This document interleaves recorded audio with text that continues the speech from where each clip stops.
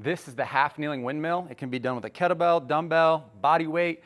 If you're just working on the technique, totally fine. So what we want to do is sit up in this half kneeling position, 90-90, okay?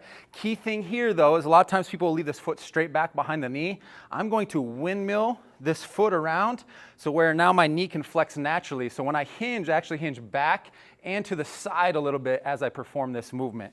So we're going to go ahead, take a kettlebell, doesn't matter, dumbbell. When we hold the kettlebell, okay, we don't just hold like a dumbbell. Now my wrist is in this extended position. We want the wrist nice and straight. So if you're wearing a watch, I just flip my watch face around. But now you can see how my wrist is nice and straight here, okay?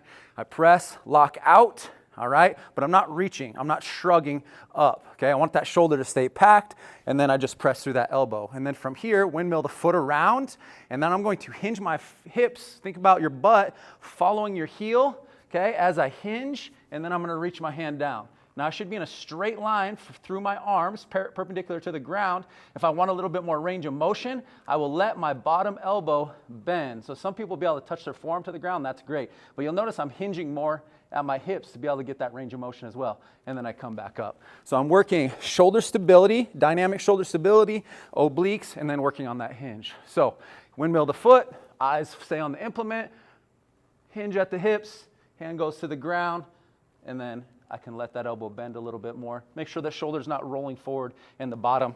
That's kind of a common error that I see. So be careful of this happening. Keep that shoulder back and down. It'll sit in the ball, the head of the humerus will sit in the socket, nice and stable. All right, so you don't want that shoulder rolling forward, so that's a common thing. And then make sure we're windmilling that foot, all right? And then we're not reaching the arm too far out. We're hinging the hips and letting that arm drop straight to the ground. So now I'm in a relatively straight line, all right? And then I can just let that elbow bend to get a little more range of motion. Then you'll do the exact same thing on the other side.